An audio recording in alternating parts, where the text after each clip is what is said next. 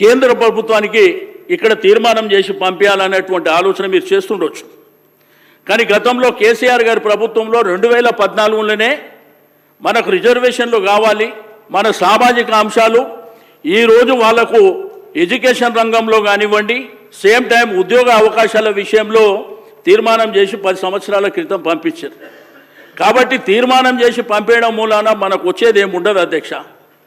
ఏదైతే పక్క రాష్ట్రాలలో తమిళనాడు కానీ మహారాష్ట్ర కానీ పక్క రాష్ట్రాలలో చట్టబద్ధత ఏదైతే చేసినరో డెఫినెట్గా చట్టబద్ధత చేస్తే మీరేదైతే కామారెడ్డి డిక్లరేషన్ చేసినరో ఆ డిక్లరేషన్ ప్రకారం 42% రిజర్వేషన్ లోకల్ బాడీస్లో వచ్చేటువంటి అవకాశం ఉంది అధ్యక్ష. కాబట్టి దయచేసి మీరు ఆ దిశగా ఆలోచించాలి. ఎందుకంటే మేము సర్వే చేసినాం, మేము ఇక్కడ తీర్మానం చేసినాం, ఢిల్లీకి పంపించినాం అంటే అది సరిపోదు అధ్యక్ష. ఈ సమాజం కూడా యాక్సెప్ట్ చేసే పరిస్థితులు లేదు. దయచేసి తప్పకుండా ఆ ఫలాలు వాళ్ళకు అందాలంటే మీరు తప్పకుండా చట్టబద్ధత చేయవలసినటువంటి అవసరం ఉన్నదని నేను ఈ సందర్భంగా తెలియజేస్తూ ఉన్నాను అధ్యక్ష. అదేవిధంగా సర్వే విషయంలో కులగణన అంటే సింపుల్గా మన కులానికి సంబంధించి మన రెసిడెన్షియల్ అడ్రస్ కానివ్వండి, సేమ్ టైం నేను ఉద్యోగం చేస్తున్నావా వ్యాపారం చేస్తున్నావా ఆ అంశాలు సరిపోతాయి. ఇందులో 56 అంశాలు పొందుపరచడం మూలాన కొంత ఇబ్బంది ఉంది. కావాలంటే మీరు పబ్లిక్ డొమైన్లో పెట్టండి, తప్పకుండా ఆ వివరాలు సేకరించవలసినటువంటి అవసరం ఉంది. రేపు భవిష్యత్తులో మీరు 9.69 96.9 మీరు చేసిండ్రు అంటున్నారు అధ్యక్ష. రేపు ఈ 3.1% కూడా చేయలేదంటే ఇది మనకు రేపు కోర్టులో కానివ్వండి. రెండోది భవిష్యత్తులో ఏదైతే పార్లమెంటు సీట్ల సంఖ్య పెరిగినప్పుడు మరి అదేవిధంగా అసెంబ్లీ సీట్ల సంఖ్య పెరిగినప్పుడు కూడా చాలా తేడాలు వచ్చేటువంటి అవకాశం ఉన్నది. రెండోది ఏంటంటే ఇక్కడ 21 లక్షల మంది బీసీలు చనిపోయినారు అనేటువంటి లెక్క ఒకటి కనిపిస్తుంది.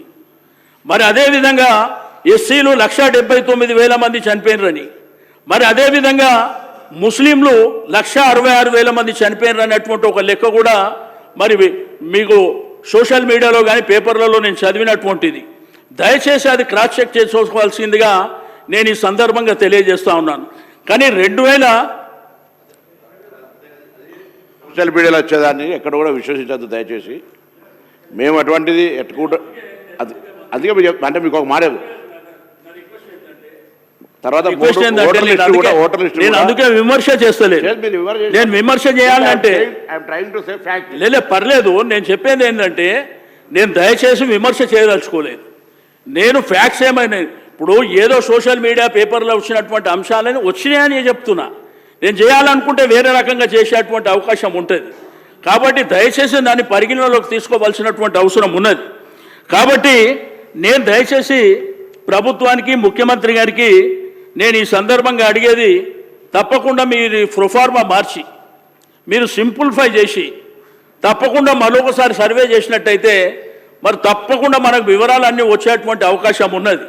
దీంట్లో కులాల వారీగా తీసుకున్నప్పుడు కూడా ఏ కులం ఎంత అనేది కూడా మీరు చెప్పలేకపోయినారు. ఇప్పుడు ముఖ్యమంత్రి గారి స్టేట్మెంట్లో కూడా ఎస్సీలు ఇంత బీసీలు ఇంత అన్నారు.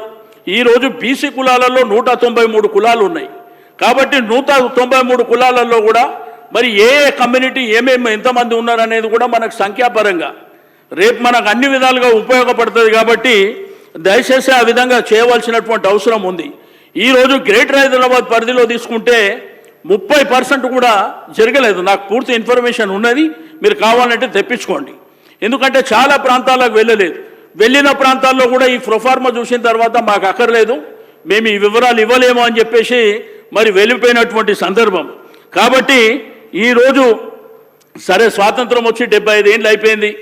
ఇప్పటికైనా కానీ 100% ఉన్నటువంటి సమాజాన్ని ఈరోజు పరిపాలించినటువంటి పాలకులు ఆ రోజుల్లో నుంచి ఈ రోజుల వరకు ఏమి జరిగిందో సమాజం అంతా చూస్తున్నటువంటిది. కాబట్టి దయచేసి నాకు ఈ సందర్భంగా మీకు రిక్వెస్ట్ చేసేది ఒకటే, తప్పకుండా మీరు రీసర్వే చేయవలసినటువంటి అవసరం ఉంది. రెండోది ఇది తీర్మానం చేసి ఢిల్లీకి పంపించకుండా ఇక్కడ చట్టబద్ధత చేసి ఎలక్షన్ ఏవైతే లోకల్ బాడీ ఎలక్షన్ జరగబోతున్నాయని అనుకుంటున్నారో తప్పకుండా 42% రిజర్వేషన్ అయిన తర్వాతనే ఎన్నికలు జరపవలసిందిగా ఇచ్చినది కామారెడ్డి డిక్లరేషన్లో మీరు వచ్చినటువంటి హామీ. కాబట్టి మీరు 42%, అంతేగాని మేము కేంద్ర ప్రభుత్వానికి పంపిస్తాం రాజకీయ పార్టీల పరంగా 42% మేము ఇస్తాము అంటే అది కుదరదు. చట్టబద్ధత ఉంటేనే డెఫినెట్గా మా హక్కులు మాకు వచ్చేటువంటి అవకాశం ఉన్నది. కాబట్టి తప్పకుండా ఇది చేస్తారని చెప్పి నేను ఈ సందర్భంగా కోరుతూ నాకు ఇచ్చినటువంటి అవకాశానికి ధన్యవాదాలు తెలియజేస్తున్నా అధ్యక్ష.